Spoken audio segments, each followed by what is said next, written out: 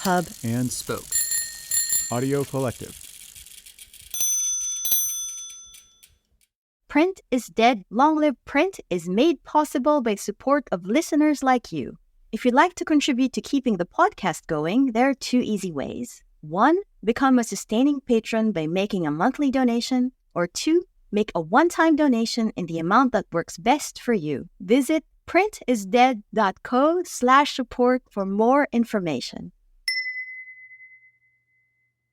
I don't think a career in fashion was necessarily something that I thought was a valid career then, which is a shame because it truly is. There's so much you can do in fashion. I just didn't have that awareness. But I saw magazines as this bridge between what I enjoyed about fashion, which is like image making and culture creation and analysis, and writing. A magazine back then, this is mid to late 90s, was this place where you could catalog culture in this way that was really permanent and relevant. And so it just sort of felt like, well, that's where I want to be working.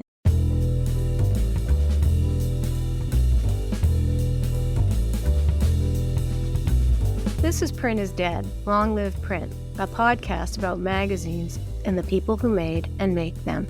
I'm Deborah Bishop. I'm Rachel Baker. I'm Maggie Bullock. I'm Patrick Mitchell. This summer, our first collaboration with The Spread, the episode 21 interview with former Cosmopolitan editor-in-chief Joanna Coles, became our most listened to episode ever. Now, Rachel Baker and Maggie Bullock are back, and this time they're speaking with another game-changing woman in media, Stella Bugbee, the editor of the New York Times Style section. For our new listeners, Rachel and Maggie are a pair of former Elle magazine editors and workwives. In 2021, like many of you, they found themselves wishing for a great women's magazine and watching the old-school women's mags drop like icebergs from a glacier. They decided to be the change they wanted to see, and The Spread was born.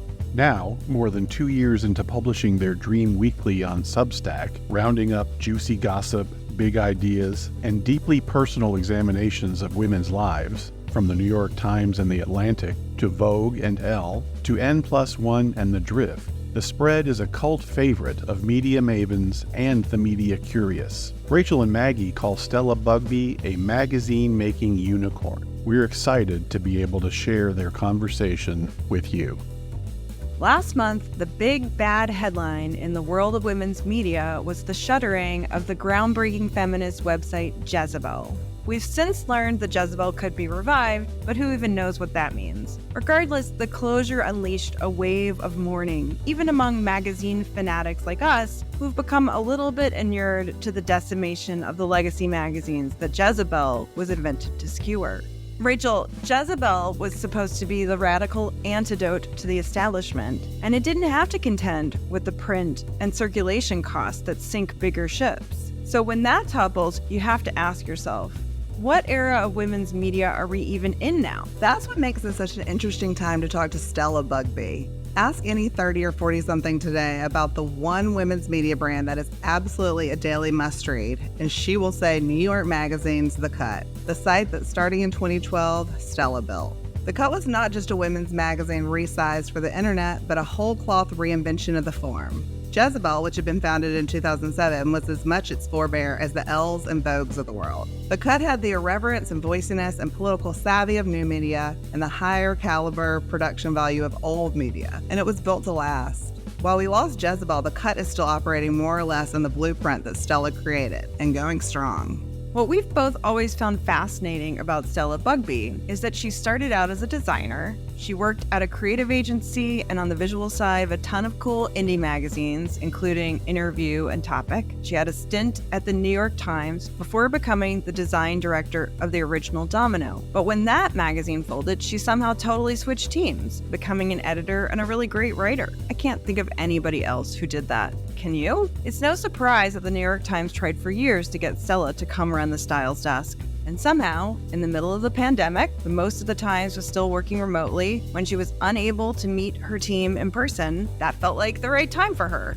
Now I think you can really see the Stella touch in the way they package their stories. Like a couple weeks ago when the section ran a cover story titled Ozempic versus Thanksgiving. The idea sounds almost obvious, but I'd argue that it's a masterclass in headline writing. It demonstrates a specific Bugbeean ability to survey the culture and zero in on the thing everyone is thinking about. Like when Style spotlighted the girl dinner over the summer. My group texts are still full of photos of cheese plates for one. How about yours? Yes, totally. So should we stop yammering so folks can listen to what Stella has to say? Let's do it. Okay, so now we shall ask some questions. So Stella, thank you for joining us here. We're super excited to have you. And we are taping this on a Monday afternoon. It is 1:02 p.m. And we were wondering what's going on at the Times at 1:02 p.m. on a Monday. What are you guys doing right now? Should I tell you the truth? Preferably. Normally at 1:02 on a Monday, I'm catching up. I'm probably eating lunch at 1:02, actually. Because at noon, there is this meeting called the Enterprise meeting where a lot of desk heads come together with the masthead and we talk about the developing big story of the day or of the week. And people kind of think about how their section might get in on telling that story or what they could contribute. Mostly I listen in those meetings. But every once in a while, there's a way styles could get into the story, and it's really helpful to be at those. And then after those end, I usually go upstairs and eat a salad. Perfect. So you're fueled. That's important. Correct. And what's the stressful part of the week in terms of your deadlines and styles? Styles closes 2 issues a week. We have a Thursday edition and a Sunday edition. So we are closing Thursday, Wednesday afternoon, and we are closing Sunday on Friday morning. But we're really digital first, as they love to say, but it's true. So we're really meeting we meet a couple times a week. One of those moments is Monday mornings, and we look at the whole week. And we sort of publish divorced from the print product. And then we look at kind of what's going to fill Thursday and what's going to fill Sunday, but we publish way in advance often online. So we're looking at this big Airtable. I don't know if anybody uses Airtable, but that has our whole calendar. And I try to have at least 3 or 4 things publishing every day, regardless of the print product. But we're in a real rhythm with publishing Thursdays and Sundays. And mostly what we're thinking about is what's the cover of Thursday and what's the cover of Sunday? And how are we going to spread out the stories that we published all week into either one of those places? So we're going to get more into the nitty gritty of that. But for now, we're going to back up a little bit. So you grew up in Park Slope, Brooklyn, correct? Yeah, where I still live. Where you still live. We went to the Smarty Pants High School, Stuyvesant. Wow, you did your research. Yes, I did. Yeah. And then you went to Parsons, right? And you majored there in communication design. Yes. Okay. Magazines, basically. In magazines. Yeah. So it seems safe to say you're a total dyed-in-the-wool New Yorker. Is that safe to say? I like to think so, yes. And how do you think that informs your editorial point of view? Certainly your job now. How key to your makeup is the fact that you grew up the way that you did? I sometimes think about going back to Stuyvesant. If you had said to people who knew me back then, someday she's going to be editing the style section of the New York Times, I think people would have said oh yeah, that makes sense. Because it was a huge interest of mine. Fashion was a huge part of how I identified within my friend group and just was always super interested in it, always had subscriptions to Vogue and Interview and a lot of interest in that stuff. And also in writing. I think I took a lot of detours. I didn't necessarily think I would end up here, but then I think if I told my high school self, oh, that's what you'll be doing in 30 years, I think I'd be oh yeah, I guess so. But it makes sense in retrospect. So I think growing up in New York, you're just exposed to fashion all the time by just leaving the house. You can't help but see all the stuff around you. And I just naturally found it so interesting. I just loved the way people looked. And I couldn't stop watching them. And I think being on the subway every day, walking through Manhattan, it's unavoidable. And did you grow up, every New Yorker really grows up reading the style section. Yeah, I guess so. We had a subscription to the Times. I feel like I read the book review a lot. I was a little pretentious and I apologized to the people who knew me then. Yeah, it was around. It was in the world. I don't think a career in fashion was necessarily something that I thought was a valid career then. Which is a shame because it truly is. There's so much you can do in fashion. I just didn't have that awareness. My family didn't work in fashion. I didn't really have any examples of people who had careers in fashion. My parents were teachers. Like, it just didn't seem like a valid direction. And then at Parsons, it's obviously a huge part of the school, although I wasn't in that program. So again, I saw magazines as this bridge between what I enjoyed about fashion, which is like image making and culture creation and analysis, and writing. Like, a magazine back then, this is whatever, mid to late 90s, was this place where you could catalog culture in this way that was really permanent and relevant. And I was looking to the magazines to give me that information, that these communities that I really wanted to be part of or that I really admired. And so it just sort of felt like, well, that's where I want to be working. I want to be doing that. And the communication design program was really about, you could pick a lot of different things within that, but for me, magazines were a natural crossover of my many interests, writing and visuals and culture. It wasn't just that fashion. said, when you got out of Parsons, you didn't follow what we think of as the traditional path to magazine success. Exactly. You went into advertising, right? Was that the first leap? Yeah, there were a couple people that I really admired in the late 90s. Some of them were my teachers, and some of them were just people in the design community that were bridging this gap between designer and editor. Like Tibor Kalman was a person that had been incredibly influential in New York City, and he had employed most of my teachers. So I'm, let's just say, like third generation, maybe I'm second generation. So all of my teachers at Parsons were working designers. That's the way it worked. And they had all worked for Tibor. So he was kind of this grandfather figure in the city, and he had done Colors magazine. It was this very groundbreaking project where a designer could tell stories as an art director, and it was super powerful and this huge commentary, but it kind of crossed this line between advertising, advertorial content, but it really was independent of, I guess it was Benetton. It was the company that put out Colors. And so Tibor was this figure for me that I kind of wanted to emulate. And then in college, I worked for Roger Black, who was this seminal magazine designer. And at that point, he had a firm where he redesigned magazines, and I loved it. I worked on Reader's Digest. I worked on Men's Health. I worked on all these magazines. But what didn't appeal to me about that was this sort of rigorous work your way up as an art director and have like no say in the content part of it. And there was just a little bit of fluidity between advertising and design in the people that I most admired, like Sagmeister or Tibor Kalman. And I ended up just taking a job that I got, which happened to be in advertising at the end. And it was advertising for theater. So it felt kind of editorial in a weird way. Like I had to come up with art direction in the same way you might for a story, right? Because you're reading a play and you're trying to come up with how to advertise that play. The other day I was in my basement and I found the playbill for one of the plays that I decided right out of college, which was this play called Wit. I remember that. Yeah, and it had a semicolon instead of the I. It was advertising, but it was extremely creative, that part of it. You're responsible for the semicolon? I'm responsible for that logo, yeah. It's in the play. Like, I read the play, and I was like, let's make the I a semicolon. The semicolon is like a character in this play. Yes. Anyway, it was a way not to have to commit to a linear, work my way up to being a creative director type of move out of college. And when you're out of college, if somebody offers you a job, you're just like, yeah, I'll take it. And I loved that job. I loved my boss, and it was a fantastic job. But I only did that for about a year. So I want to talk about all of these things, but we also want to cover a lot of ground. So I'm going to leap forward to 2006. Is that the year that you got hired at Domino? Yeah, though I had a brief detour working here at the New York Times for the summer. So I was obsessed with Adam Moss and New York Times Magazine.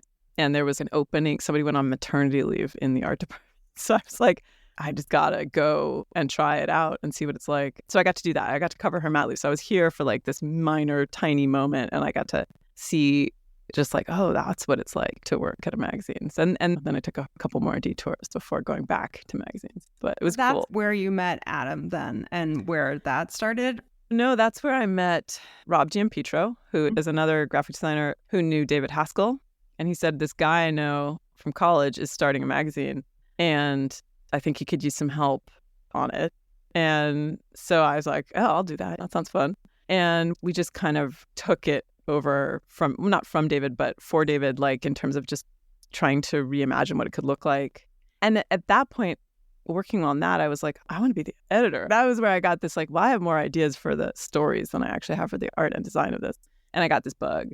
Is that That was Topic? Topic magazine. Would and you we, tell yeah. our listeners Just briefly. Yeah. What was Topic?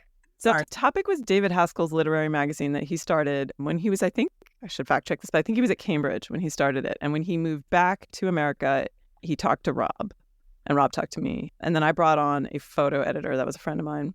And it was just this small, quarterly, sometimes only twice a year, self-funded literary magazine. And it covered a different topic each time. So like we did games, we did prison, we did money, kind of like a little prototype of what a special issue of New York Magazine might look like. And all of us were obsessed with Adam and just dying to get to Adam. And then David actually did get to Adam first. And David started working at New York Magazine. That must have been maybe 2007, 2006, something like that.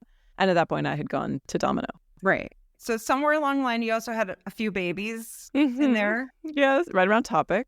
Yeah. Right around the time of Topic. I bounced around between advertising, just working and learning how to be an art director and stuff, and got pregnant and was sort of like kicking around, not sure what to do. I also did this project with Joanna Goddard. She did this magazine that was all about Italy. It's called Bene. I took the same photo editor from Topic and we went over to help her do this. It was really kind of a fun dream project. It's all about Italy, but for Americans.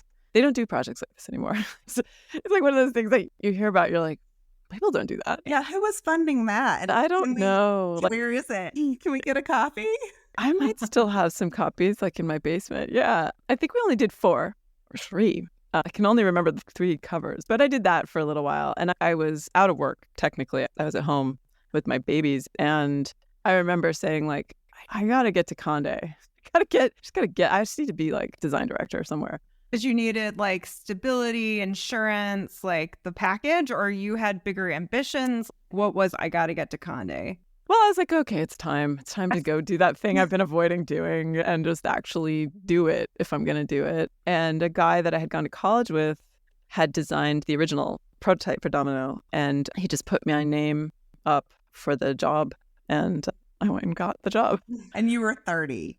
I was 30. Yeah, it's crazy to think about. Yes. We love Domino. Rachel and I both loved Domino. And to me, it really made interiors, which had been this sort of off-limits rich person's hobby, into like a shoppable, fun, younger. I thought it was really innovative. It was so fun to consume. But looking back on Domino, what do you think was the brilliance of that publication? Well, I think Deborah was brilliant. I think Deborah, who also comes kind of from a visual background, she was a photo editor before she became an editor, understood how to tell the story about how a regular person could decorate their house. And the genius of it is that I didn't realize just quite how expensive everything was until I actually went to work there and got a deep education in interior design from all these brilliant, amazing women that I worked with. And you never felt that as a reader, which I thought was really a nice sleight of hand that she was able to pull off, because actually designing a house is so expensive. And Indeed. Somehow, as a reader, you're like, I could do this. And I think that feeling of being invited in to participate was super key to the success of that magazine, and is something that I feel is very important, especially for fashion, right? So it's an ethos that I took a big note from with Deborah. And Deborah was obsessive about captions, which I think was also a great lesson for me. Like, she cared more about the captions than she cared about the actual long copy, because she understood that readers have all these different entry points into a story. And as a designer who really was a reader first, I think the way that I thought about design and still think about editing is as a reader first. So you're sort of saying, like, I know that as a reader first, I'm going to go to the caption. I'm going to go to the headline, caption, and then I'm going to read the story, because it's all these different entry points. And she really taught me the value of being obsessive about that small copy and what it contributes to the overall experience of a magazine. That is 100%, 200%.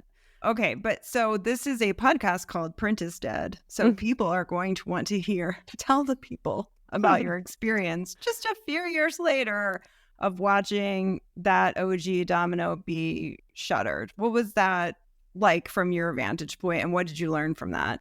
It was devastating, frankly, to have this project that everybody worked so hard on. I mean, we were just finishing the book, the Domino Book of Decorating, which we had killed ourselves on. And we were doing that on top of the magazine. And I had this incredible design team of 7 people, and they were just the loveliest, best people. And there was no warning. And they fired us all, like 100 and some people, within 10 minutes. I was out that day. I was sick at home. Wow. And I just got a whole bunch of phone calls, and they called everybody into a conference room. And when they got back to their desks, there were just like, you're fired notices on their chairs. Then I pulled myself out of bed. I went to work, and everybody was inconsolable. It was really quite upsetting and disorienting for everyone, because everywhere you went, people said like, I love Domino. I love that magazine. It's so great. And you felt like you were working on something that people really were relating to. And then you get shut down in mass firing. So I was pretty discouraged. I'd finally committed to being in magazines, and I gave up on them almost immediately. Well, that's not true. I had a brief stint at Interview while Glenn was there, and then he got fired, and I quit and went back to advertising. But this time in fashion, which was, again, like kind of an incredible education. So every job that I had, I tried to use it as a way to just get a deeper understanding of how to do a skill. And so when I went to work in fashion, it was really this sort of deep plunge into visual storytelling and brand building. And it happened to be working for Raul Martinez, who was a kind of legendary Vogue art director forever with Anna, and his husband, Alex Gonzalez, who was also an art director at many Hearst publications. And they had, in the Tibor model, also made their own magazines. One was called Influence. This was like long before the term influencers was sort of broadly used. And I just kind of put myself at their feet and just learned everything there was to learn from them about how to tell a story. And one of the most amazing things about working there is they had every issue of Vogue ever made. I mean, they had every issue of like every fashion magazine, and these huge stacks of library magazine racks. And you basically spent all day looking through old Vogue. So it was not only an incredible experience to work for these two great men who I loved, it was this immersion in the history of fashion photography. So I really learned a lot of the cliches, a lot of the popular tropes, a lot of who the models were. It was kind of like a graduate thesis program, but instead I was also working. But it was great. And I'm so, so grateful for that time of just being able to like literally spend hours looking through every Vogue ever made from the beginning to now. Wow. I mean, I've been sitting here this whole time being like, I've got to get into Stella's basement. I bet there are dominoes and chocolates in there too. And now I'm like, oh, I've got to call Alex and Raul and see their collection. Yeah. Well, there used to be this place, I don't know if you guys ever went there, called Gallagher's. And they dealt in vintage magazine collections. So when somebody would die, or I don't even know actually how they came about these massive collections, but you could get every magazine of any kind. And I discovered it in college, and you would just go down there. And you have to imagine this is before Google image search. So you were kind of hoarding imagery if this was your trade, because having access to historical imagery meant that you had references that nobody could find. So you were always building on this history of photography and always building on this history of fashion and references, because no one else could find those things. It's really cool. Yeah, it was cool. We'll be right back. Print is Dead is made possible with the support of Mag Culture. Read our online journal, listen to our podcast, and visit our shop to discover why we're convinced print is very much alive. All available at magculture.com. Okay, in 2011, you came to New York Magazine to work on relaunching The Cut. I was working at New York at the time, and I was so intrigued when you walked in the door. I'm still intrigued, but I just remember being like, who is this woman? Because you were a designer, but you were also an editor with all these amazing ideas. And I think your title was creative director, and then boom, you were the editor of The Cut. How did all that happen? Well, I owe a huge debt of gratitude to Adam Moss, who is the editor of New York Magazine, who I think did one of these podcasts, right? Yeah. Yeah. I love him. I don't know that many people might have said, oh, you can do this. It's hard in our industry to break out of whatever role you've been assigned early on, which is maybe one of the reasons I didn't want to take an early path that just put me on a path, because I didn't really want to be pigeonholed in that way. But it was actually David Haskell who suggested that I come and talk to them about The Cut. I'd had another baby. I was out of work, and he said, we can't quite find anybody that Adam feels really excited about to help with this project. And I was really unsure about it, but I thought the internet seemed really interesting given what had happened at Domino. And I decided to come on as a consultant. You know, I wasn't sure, and I didn't have enough confidence, frankly, to just say, like, I can do this. And then I just loved it so much, and I got along with Adam. And, you know, I just started to have so many ideas, and then I just started to have a real vision for what it could be. And it was slow. It didn't happen right away. And even when I came on to be the editor, in 2012, I would say like the first 2 years, we were just trying a ton of stuff. I feel like we found our rhythm in like 2014. And then from 2014 on, it sort of built in ambition and in relevance. It was a very slow process. Seems like it wasn't, but it really actually took a long time from when I came to when I felt like we were starting to really get going. But when you showed up at the cut, the ambition was so grand. The ambition was to reinvent the women's magazine. How did you set out to do that? And what was the mandate from Adam? You mentioned your relationship with fashion magazines. What about traditional women's magazine content? Did you read and like that stuff? I definitely read all that stuff my whole life. So I was steeped in there. The internet allowed us to be voicier and to be more immediate and to reflect what the writers wanted to say and how they wanted to speak in a different way than a magazine maybe constrained the voices of some of the people working on it. And there was just a feeling of like, well, you just put it up and you see, and then you react. It didn't feel precious, I will say that. And we didn't have any budget. It wasn't like we had a huge media budget and we had all this stuff that like a Condé Nast magazine had. So with that came a lot of freedom. And I think right away, I thought there's a way to talk about fashion that I've never encountered before, which is sort of, it's a big party and you're invited if you want to come in. It's here for you. Anybody can participate. Anyone can, in theory, be stylish. But I think that the top-down message from a lot of fashion magazines, a lot of women's magazines was like, nope, you're on the outside. And you didn't really know what you had to do to get past that barrier. What, as a woman, did you have to do to get to be able to wear the clothes or be invited to wear the clothes? And I just like thought that was all garbage. So right away, we just had a different way of talking about fashion and about beauty and about what was happening on the internet. So it wasn't that hard to, quote unquote, remake a women's magazine because women's magazines had gotten a little bit stale. At the same time, as we were doing that, there were other publications popping up that I think were addressing this as well, like The Gentlewoman, for example, which right out of the gate, Penny Martin had this, I think, very crystal clear idea about how she wanted to talk about fashion and women. And it was kind of simpatico to what we were doing, but very different tone. But it had a similar kind of motivation behind it, which is like, I don't really like what I've been seeing. I don't really relate to that, but I still love this subject matter. And I think there's probably a lot of other women who feel that way. One of the beautiful things about the internet is that you get feedback right away. So if you feel that you're onto something, you can hear right away whether people are also on board with it. Yeah, one of the things about the cut that felt so singular was that not only did y'all comment on the culture, you were really creating the culture, like normcore, millennial pink, BDE / big dick energy for our listeners who don't know what BDE is, dad bod. These were coinages and kind of cultural touchstones made by the cut. What was the secret sauce there, and how are you able to establish such authority just to be like, we're creating the culture? I think New York Magazine has a certain place in the culture where that's their role. And we benefited from being part of this history of that place. It's a provocative place. Its whole identity is to be on the cutting edge of culture and be lobbing provocations out into the world. And we were just sort of, I think, actually just operating in that tradition. It's a bold, scrappy place, all of it. Every single person who works there had that same, I mean, you worked there, so you know. You would take these big swings quite confidently. But those story ideas and all of the things that we did came out of conversations that were happening on the staff. And it was very important to me to create a place where what we wanted to say was okay to say.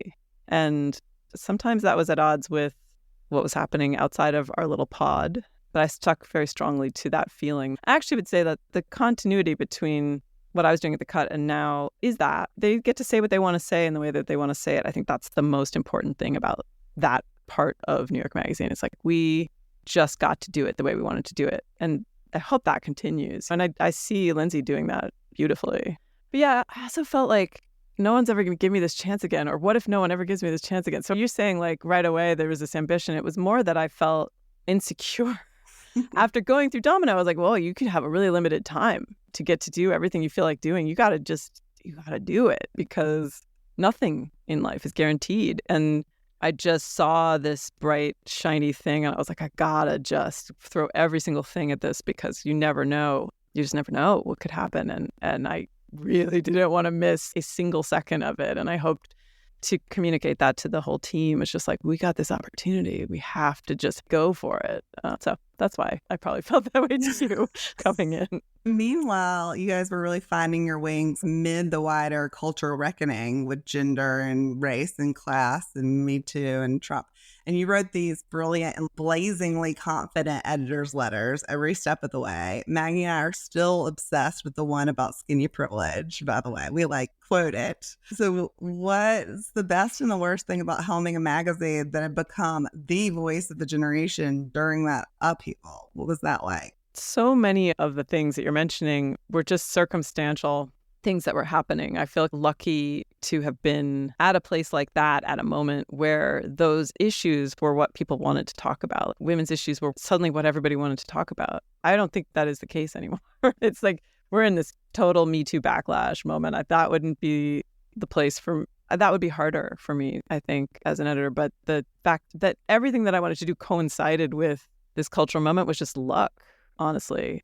And it was a lot of pressure to get it right. And when we didn't get it right, which happens, there's a great amount of disappointment in our audience. And again, they let you know right away. And it felt like every mess up was so colossal for me. I felt personally on the line for every mistake, every wrong idea. And, didn't just coincide with all these political moments. It coincided with this incredible social media moment where mistakes felt very permanent. They felt very colossal. So if you did a story that people hated, I know this is still the case, you just felt like, oh my God, I can't get up. I can't keep going. And it was a lot of pressure. It was very dramatic. It felt very dramatic. Oof. There were a lot of things that happened, like the Media Men list and publishing E. Jean Carroll's accusation. We really benefited from the broader New York Magazine brain.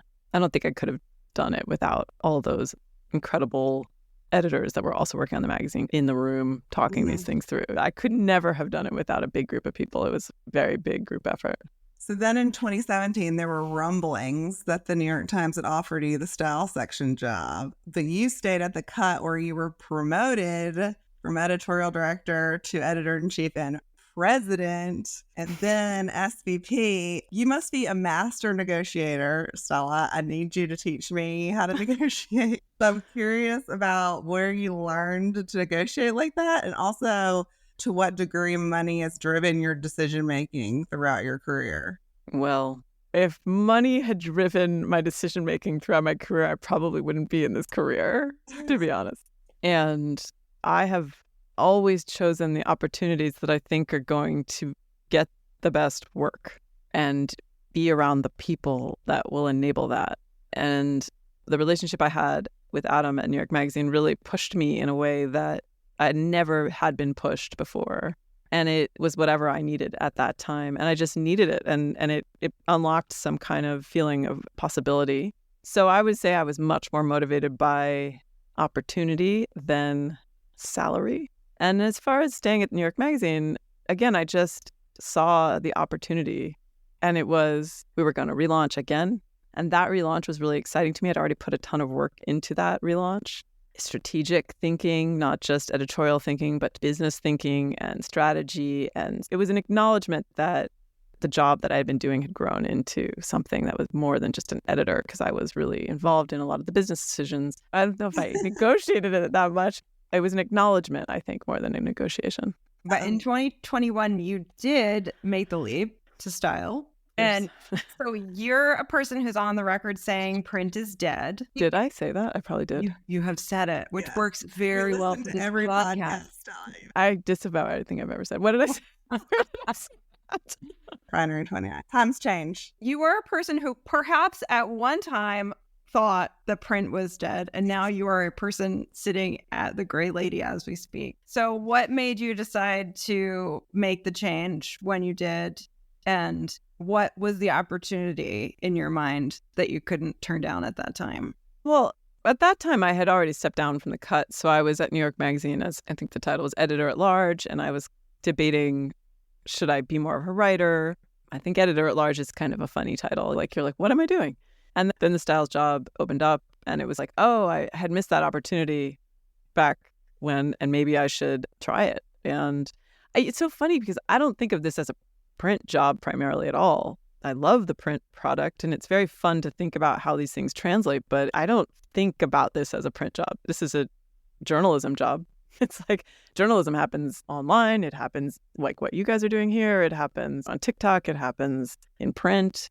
And styles just seem like a natural place to get to do some of the things that I was still really interested in doing. And one of the things that's super appealing about it is that it's not just print and it's not just women. And that felt like this opportunity to do a lot of stories that I hadn't gotten to do before. I don't know. I mean, it's kind of cool to work at the New York Times. It just feels really interesting to take this leap journalistically. To be at a news organization primarily, as opposed to a magazine, feels really interesting and kind of suits my pace that I actually prefer. And it's just something that I've realized over time is I really loved that online cadence. I know that it burns a lot of people out, but I love being able to do things quickly. This is somewhere in between. You can do things really quickly. You can take a lot of time. We're not a magazine, so we don't have to come out in this sort of weekly cadence quite the same way. Like, we do have these print products, but it has a very different energy than a magazine. So when you started there, I think, are we right that things were still pretty pandemic-y? Like, were people even coming to the office? What was that like for you to start that kind of job under those circumstances? That was very challenging. That was one of the most challenging experiences I've ever had at a job, where I didn't even meet some of these people that I worked with for 7 or 8 months. Some of them I never even saw their faces. They didn't turn their cameras on. Wow.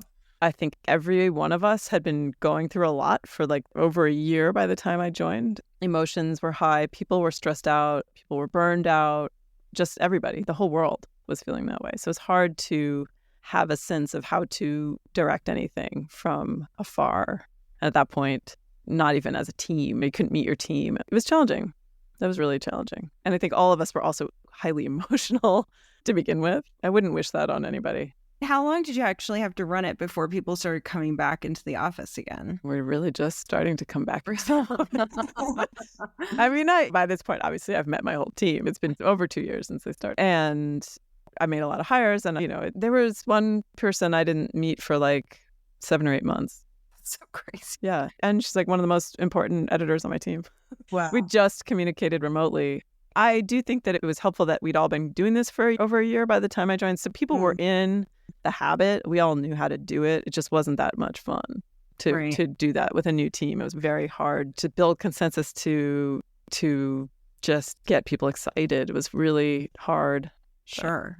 So in addition to that, you were also in a very different environment and a wildly different type of publication. At The Cut, as I understand it, it was really very much a blank slate to reinvent the women's magazine, as we said, for a new era.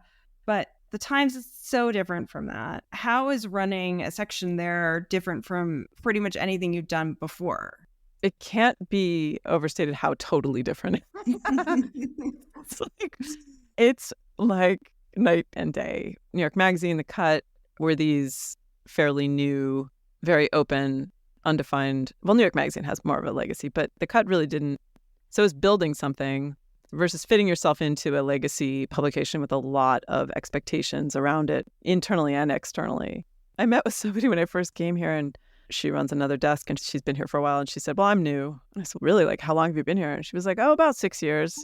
And I was just like, oh, my goodness. And it started to dawn on me that a big part of the job is learning about this institution and learning how to make work inside of it so that you are getting to the reader. Again, I always think about the reader, but the reader of the New York Times is very hard to figure out. And the reader of the style section is many, many people, different kinds and for different reasons. And so whereas I had this really hardcore understanding of the reader at The Cut, I had to relearn what that was here at the Times. And I had to try to understand how to work with the newsroom a lot more. That's been the fun challenge. That's why I go to that enterprise meeting, to listen and to hear what their priorities are every day. And like, well, I'm here. I run this desk. What do I contribute to that larger story of the day, if possible? Or just like, how does what we're doing on the style desk fit into the larger mission of the New York Times? And that's, again, like, can't be overstated how totally different that project feels than Cut. We'll be right back. Print is Dead is made possible by the support of the Society of Publication Designers. The SPD powers the future of visual storytelling, setting the standard for editorial excellence and shaping the future of visual culture. For more information, visit spd.org. So when we were talking about speaking with you, Rachel and I both agreed that 2023 for us feels like a very stressful time to edit a legacy section, a legacy desk-like style, which still has the last vestiges of being like society pages. Somewhere back in its DNA is still that. And where people are still coming to you for like vows. Plus, it's always been sport for people to go bonkers on any style story for being out of touch in one way or the other. That's a New York tradition. It just feels like the stakes are incredibly high. I guess the first question there is, did style need reinventing when you came in? Well, I think styles always needs reinventing, right? That's the nature of styles. And I think I'm reinventing it week to week, which is good. That's sort of the point. But no, total reinventing? No, I think Corey Sika, who had the job before me, did a lot of reinventing and loosened up a lot of the expectations. And there was this big project underway that started before I came to reinvent vows. And there's a new editor on vows, Shanna Alexander. And if you pay close attention, you'll see that the type of people that are featured are totally different. They started mini vows. It's very different energy than it had maybe 10 or 15 years ago. That predated me.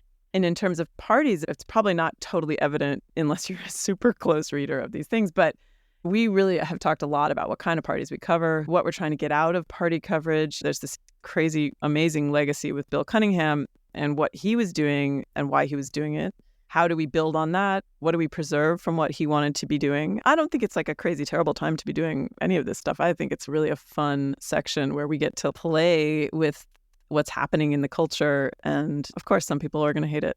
I think you have to have like a rock solid sense of just, it's okay if people hate things. And maybe to go back to your earlier question about the cut, people hated what we did at the cut too. I got a lot of criticism all the time. I mean, people loved it, but people hated it. And when you work on the internet, you become a little bit numb to the ebb and flow of people hating things. So that's a good place to be when you get to a place like Styles where people love to hate on the style section. And that's part of it, I guess.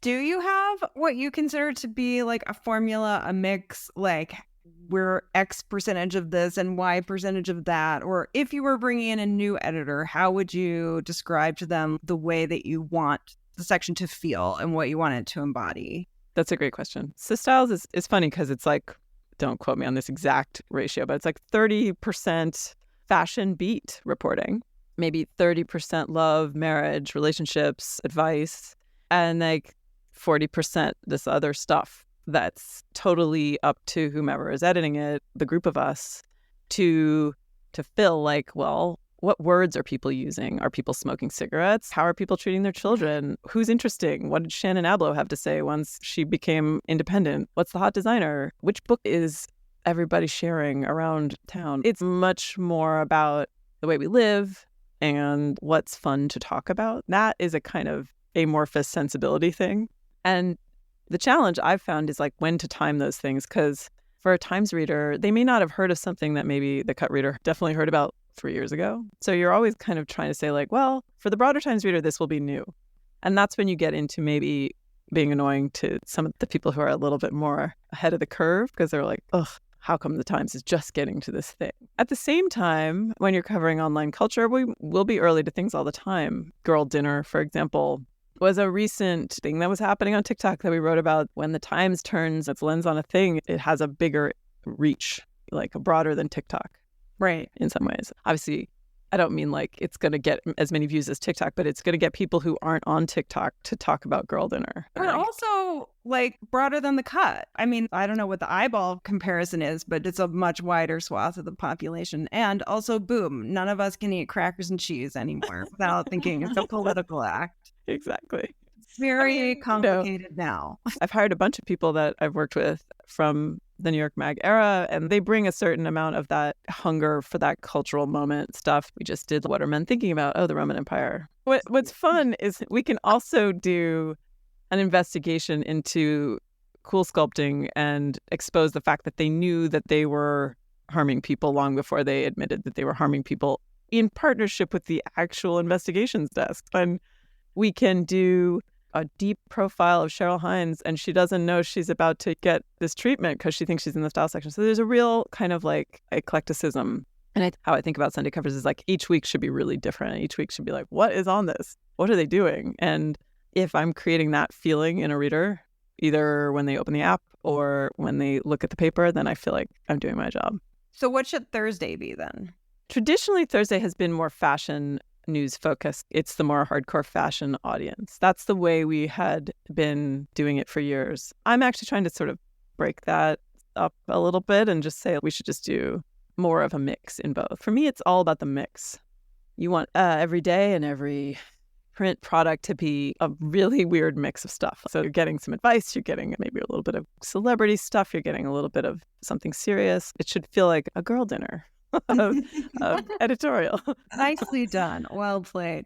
So we want to know how many nights a week you have to go out in order to have this job. Like in order to be the person in charge of styles, how visible does that make you?